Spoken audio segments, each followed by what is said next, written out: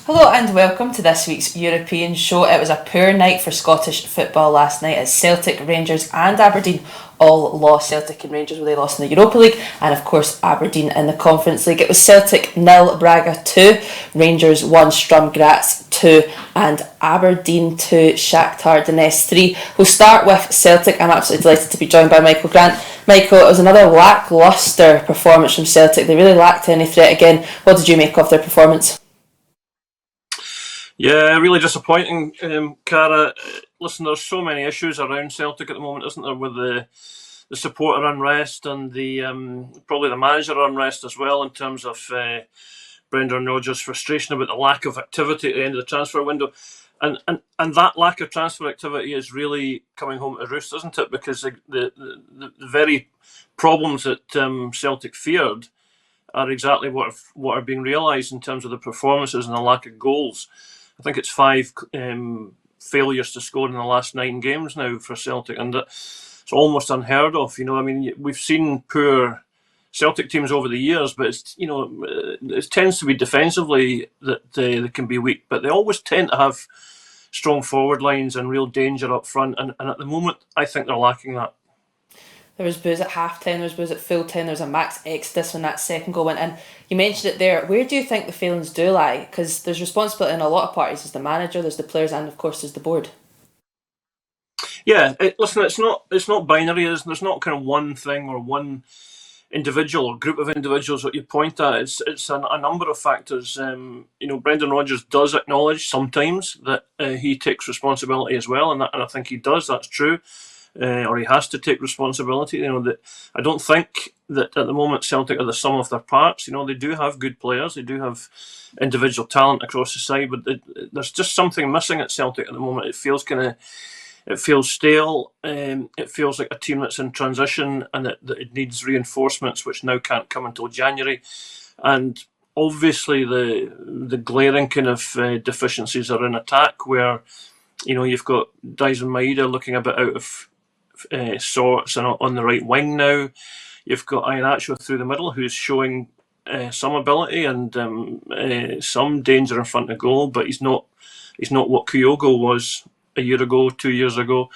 And then on the left hand side, Donetsk has made a decent start. No more than that, but he's looked promising. But there's not really much depth beyond that or underneath that in terms of the striking options. And just collectively, they don't carry anywhere near the threat that they have done in recent seasons. Absolutely. I suppose it's this bizarre. I mean, Brendan Rodgers has been so successful at Celtic, but is he under a bit of pressure now?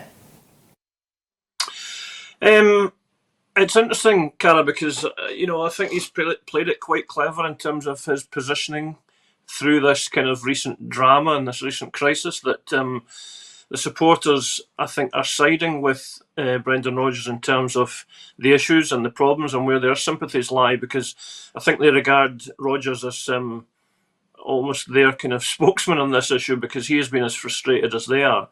It's not easy for him. Diplomatically, he has to be careful in what he says about his employers, but it's clear that he shares exactly the same frustrations that the fans have. Yeah, I suppose we have to talk about that VAR decision. Iheanacho looked to have scored. The ref, I think at the time, gave the handball. VAR looked at it for ages. I mean, have you ever seen a decision quite as poor as that? No, it was really poor. I mean, I've seen an explanation that VAR have to try and prove that the referee got the decision wrong, and you know, VAR isn't able to categorically say that the ball didn't touch his hand or his arm. It didn't look like it did to most of us. And, you know, it's easy to accuse a manager and a team of kind of clutching at straws and saying, well, you know, you lose 2-0 and you're moaning about a refereeing or a VAR decision. But I think it was significant in terms of the timing of the game, and the result at the time was 1-0 down. I think you're entitled to think that if you get an equaliser, that it gives the stadium a lift, it gives the fans a lift, it gives the players a lift. And of course, when that's snatched away from you, you know, that's quite a psychological blow. But having said all that, you know, you still have to deal with that and get on with it. And the second goal comes from poor defending again. Yeah, absolutely. Celtic fans, well, they plan to do some silence. That was, you know, postponed because the board have agreed to meet with them, or individuals from the Celtic board have agreed to meet with them. Of got a big game on Sunday now against Motherwell. They have to get through it. You'd think they need to get 3 points, or else the fans will just be as unhappy. But it'll be a tough test against Motherwell, who are going well at the moment. Yeah, listen, Motherwell are genuinely pretty impressive. You know, the way they play football, especially through the middle, I think is really good. I think they're unbeaten in all their matches so far, Motherwell, League and League Cup and Premiership. So yeah, they're going to be there, and they're going to offer a real challenge to Celtic. And it's not going to take much for Celtic fans to get on the case of the team and the management again if they have to sit through another goalless performance, or another performance when there isn't much chances created and there aren't many goals. So you know, at the moment, if you're Motherwell, you're thinking, okay, we're not going to face the usually formidable Celtic that you have at Parkhead. It's still going to be hell of a difficult, no question about it. But you know, I think Jens Bertolaski will go there thinking, listen, we've got a fighting chance here of making this a good match and causing Celtic some problems. Yeah, we'll move on. It's not usual that you have both sides of Glasgow in pretty terrible form, but Rangers, you know, unable to build any momentum from that win at the weekend. Again, they lost 2-1 to Strum Graz. It was very poor defending again for both goals. I suppose it's similar to Celtic. You know, Russell Martin's obviously setting up his team in a specific way, but surely a bit of responsibility's got to go on the players for the defending for that first goal especially. Yeah, no, totally. I mean, you look at the individuals in the Rangers defence, and you think, well, they're all experienced guys. You know, they've all been around the block. It is up to them to take responsibility, regardless of what we have all said and what we all may question about Russell Martin's tactics and the openness of the team. You know, I think you can certainly label all that and against Martin, but you know, it is down to the players on the pitch. There's only so much you can do once they cross the line. I think tactically the shape invites too much trouble, and it leaves far too many spaces. You know, this kind of high line that Rangers often play is asking for trouble, and you see time and time again. You saw it again last night. One pass can take out the entire Rangers defence. But so that's bad. But I think the tactics contribute to that. But you're also talking about individual poor judgment in terms of positioning, poor judgment in terms of tackling, just knowing where attackers are, all that stuff. That it's really up to a defender or even a midfielder to take care of all that himself. But the end result is that Rangers have got this terrible record of conceding goals. What was the stat that was doing the rounds last night? It's 23 games now, I think, away games in a row that haven't kept a clean sheet since last December. Now, Rangers churn through managers at such a rate that isn't all on Russell Martin. You know, that's on Clement and Barry Ferrou. But it is remarkable that they're always coughing up goals away from home. And I think, is it something like 5 clean sheets in the season out of 16 games? You know, it's not good enough, and it's not giving them any foundation in a game, because when you lose goals like that, you know, your confidence, the players aren't trusting the defence to hold out and to give them a foothold in a match. Absolutely, and I suppose with a stat like that as well, you're just inviting teams that you're playing to sort of sense the weakness, to smell. Because Falkirk at the weekend, you know, we know how forward thinking, how John McGinn likes to attack, but with a stat like that, with being unable to take clean sheets, especially away from home, they're almost inviting the pressure almost immediately when they do leave Ibrox. Yeah, well, listen, Cara, you've got this really kind of febrile atmosphere at Ibrox at the moment, or around Rangers at the moment, where we know what the fans think about Russell Martin. It doesn't matter if they win or lose or draw. The fans are on his case and they're chanting against him. You saw it last night. You saw the scenes in the hotel where Kevin Thelwell and Patrick Stewart are getting, confronted by fans. I mean, that's the temperature that's around Rangers at the moment. I can see this Sunday's game being very like the Livingston match, where Rangers win, but there's still this culture or this climate of chanting and protests and demonstrations against Russell Martin and others at the club, because that is just where they are at the moment. They're not impressive or convincing in any match. Now, maybe they will be against Falkirk. You know, maybe Falkirk's more open passing style of play might suit them a little bit.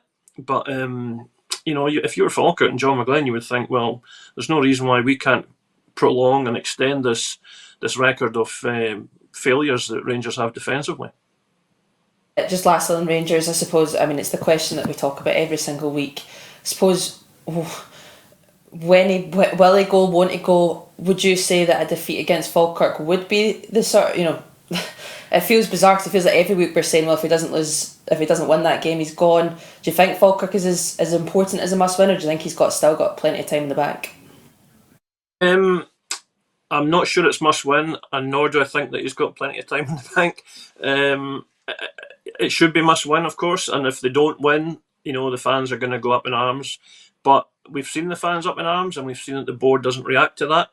I think we probably all thought that the Hearts defeat and the sheer levels of toxic abuse that was raining down on the manager throughout that match, I think we all thought that would be the day that would be tipping point for the American owners, and it wasn't.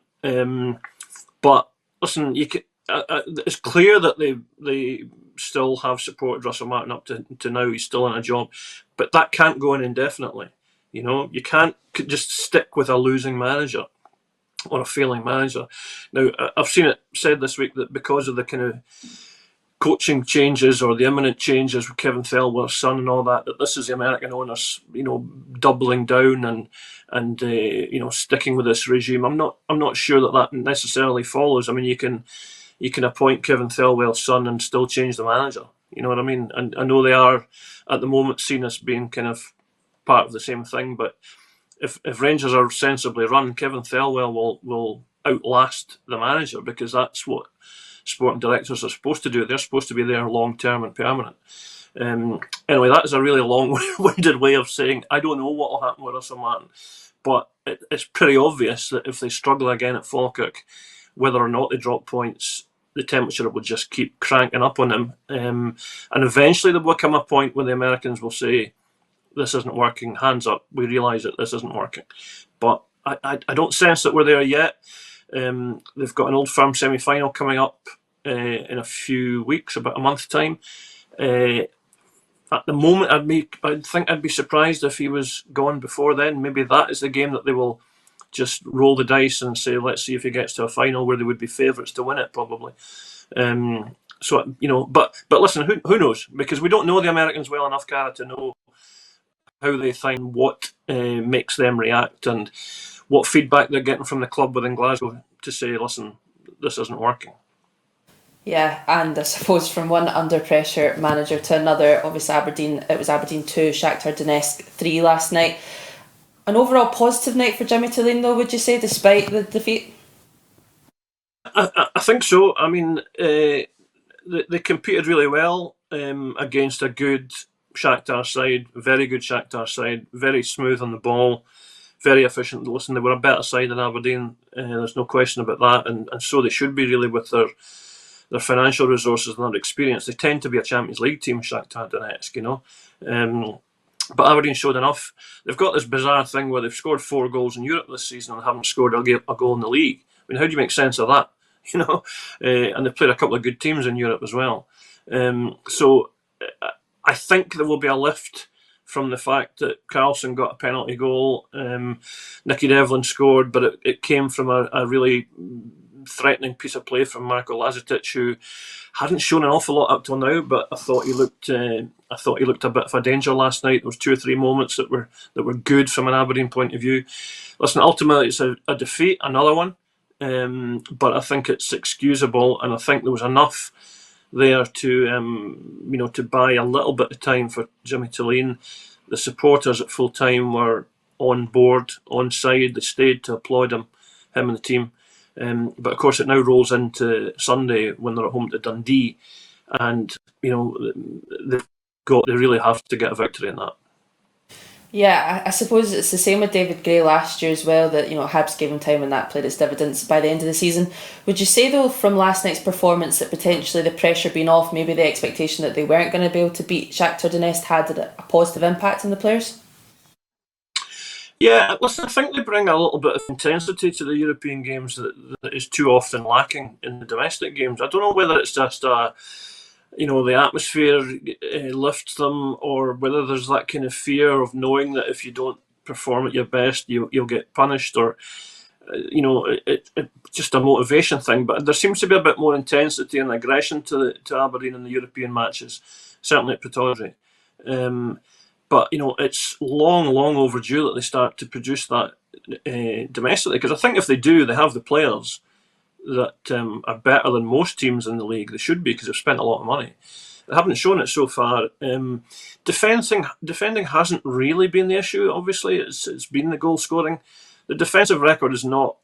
It's not especially poor. I think it's something like 7th in the division in terms of the goals conceded. So they're not getting battered by teams, but they're just not scoring against them domestically. So you play badly. You don't take any chances and don't create enough. So the very best you're going to get is a goalless draw, which they've won, and all they have conceded. So I think if it had gone really badly last night, in terms of a heavy defeat, and they had then failed to beat Dundee, it might have been a moment for the board to really think, is this going to work under Jimmy Tillene? Is it working? I don't know quite where things stand now, but I think last night was not a bad evening for the manager, even in defeat. I think his team showed that they were still playing for him, and there's something there. In fact, there's maybe plenty there. But all of that will be undone if they don't get a result against Dundee at Pittodrie again, in front of the home support. They're going to be judgmental, and they're going to be expectant that. Let's get serious about this league now, because sitting bottom with 1 point isn't good enough. No, and you mentioned the goals. I mean, they've got to take confidence. A goal in open play would have been lovely for the Aberdeen fans to see last night. We spoke about Sunday, but Jimmy Tillene has seemed really calm throughout. He seems very confident that he has the board backing. But I suppose Sunday against Dundee, a game that they're definitely going to be expected to win, it's about time the signings started to click.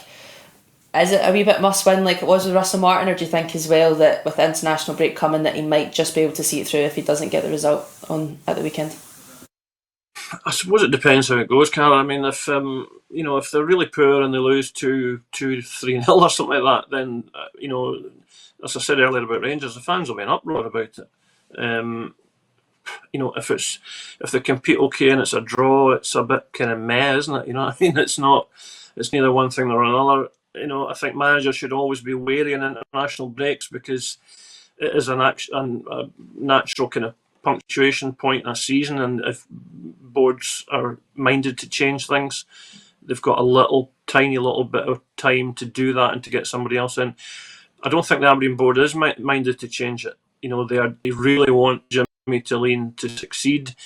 They've gone all in with this Swedish coach. They spent a lot of money to get him. They spent compensation money to get him from Elfsborg. They spent money to get him in terms of salary. They spent a lot of money on investing in the players that he wanted. To throw all of that up in the air is not something that you do lightly. But at the same time, Aberdeen cannot conceive of getting adrift at the bottom of the league, and any prospect of a relegation battle kind of crystallising and becoming something that they have to worry about over the coming months. So my hunch is that Jimmy Tillene will be okay in terms of surviving. And if they get a win against Dundee, then it just lifts the mood a little bit. And he's changed the tactics in the last couple of games. He's gone to the back 3, back 5 that worked in the cup final. I mean, he's obviously done it reluctantly, because he's stuck with 4-2-3-1 from day one, and that's his shape. That's how he wants to see football teams playing.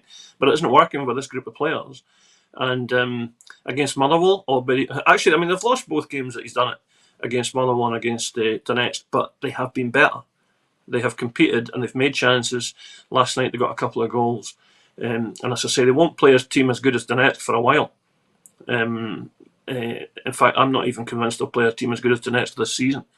I was really impressed with them. But that's fine. Getting up for it in European games, we've seen that. We've seen poor teams lift themselves for big matches in the past. It's about what you do week in, week out, and getting that kind of bank of points to just get yourself starting to climb. Get away from the bottom. Then your next target is top 8. Then it's top 6, and then just see where you can go. But it has to start. Yeah, no, absolutely. Well, thank you so much for your time. That's been brilliant. I suppose next time we hope that the 3 Scottish clubs have done a little bit better in Europe. Michael, thank you so much for your time, and thank you so much for watching PLZ Soccer. If you enjoy our content, click the link below to subscribe to PLZ Premium for exclusive content, competitions and prize giveaways. Michael, thank you.